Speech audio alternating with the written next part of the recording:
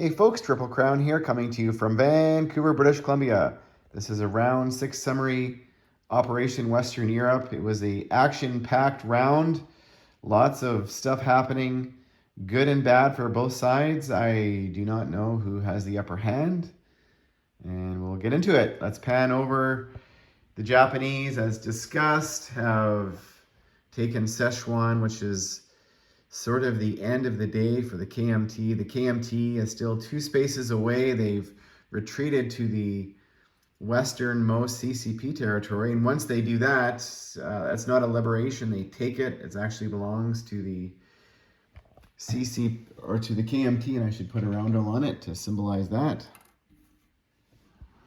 So unless the Russians come liberate this territory here for the CCP, they are basically out of the game. Or if the Japanese capture this territory from the KMT and the Russians or the Allies later liberate it, the CCP is done. But the KMT doesn't have much to play for either. I mean, they're gonna back up to this territory here next turn, or maybe they're gonna start heading east this direction to force the Japanese away from Novosibirsk. Maybe that is the better play. The Japanese still have not declared war on the Russians, and maybe they should. We'll get into that.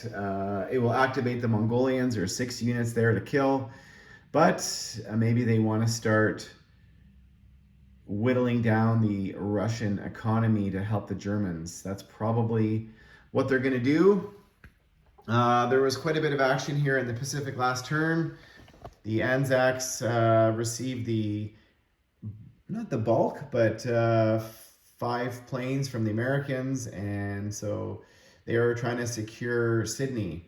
And that is because the Japanese moved here off the coast of Fiji, and they were 2 sea zones away from the Leen Islands, which was with the American and also the combined Anzac and British fleet.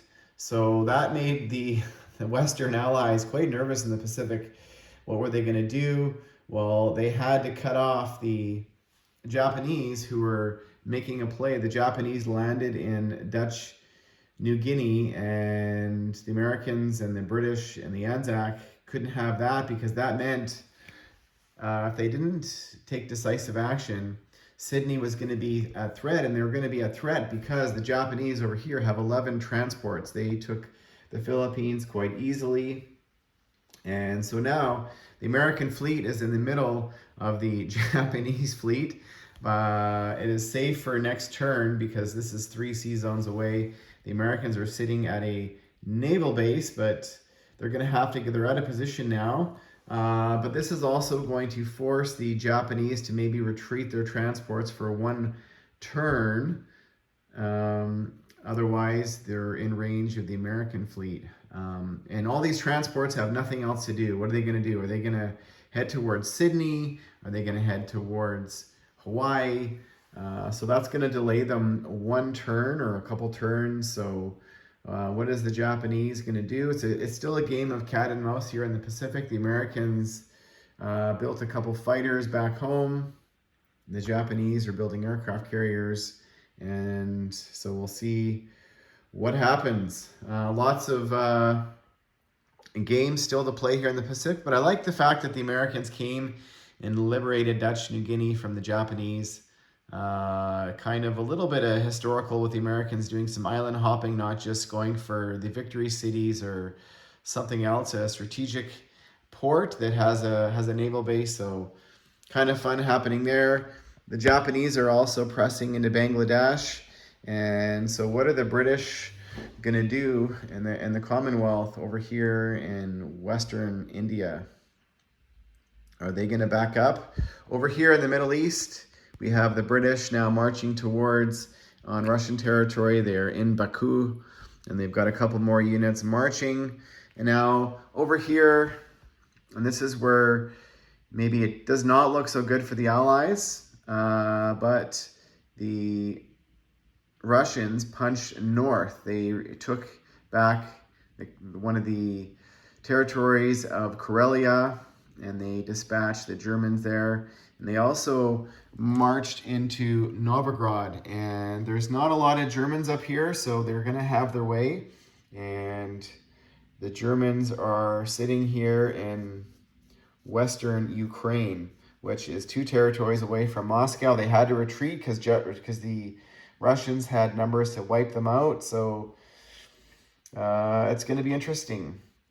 Obviously the Russians, need to protect their capital, but they're starting to have the wherewithal to maybe go on a little bit of offense. But the Germans are just building infantry right now on the Eastern Front.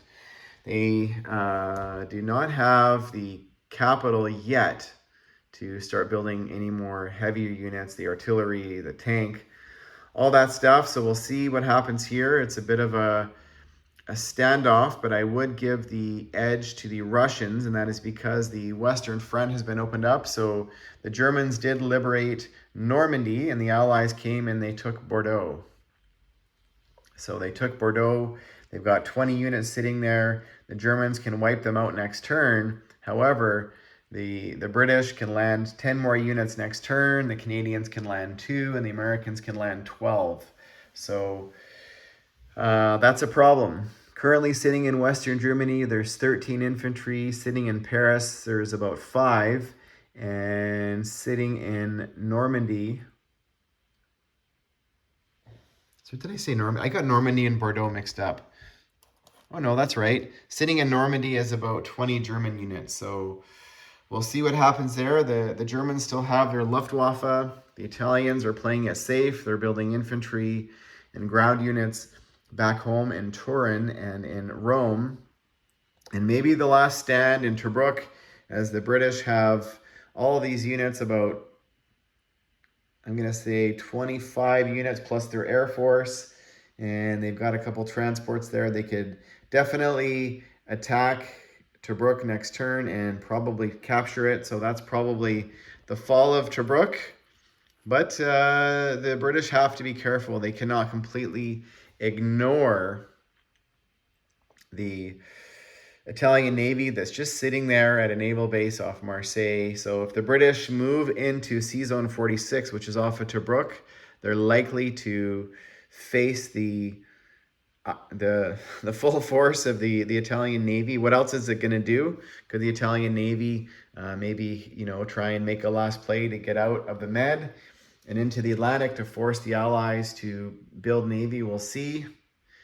But that's a pretty sizable combined multinational, Free French, Canadian, South African, and there's even an Anzac in there. So with the British, so we'll see what happens. Back here, America is to do with one of their NMOs now. They have to spend a minimum of $40 in both the Atlantic and the Pacific. So that's why you're seeing America build a couple aircraft carriers in the Pacific. And I like this. I don't like, abandoning one theater and sort of sacrificing everything. But just to get that one victory city on the other side of the board that's going to get you the victory, even though you're probably going to lose the war.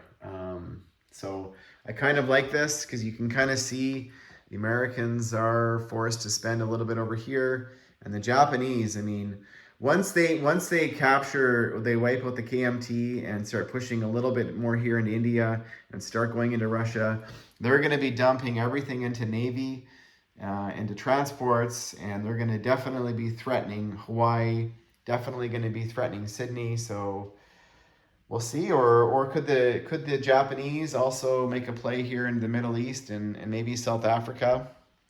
So we'll see what happens. Round 7. Thanks for watching, folks, and stay tuned.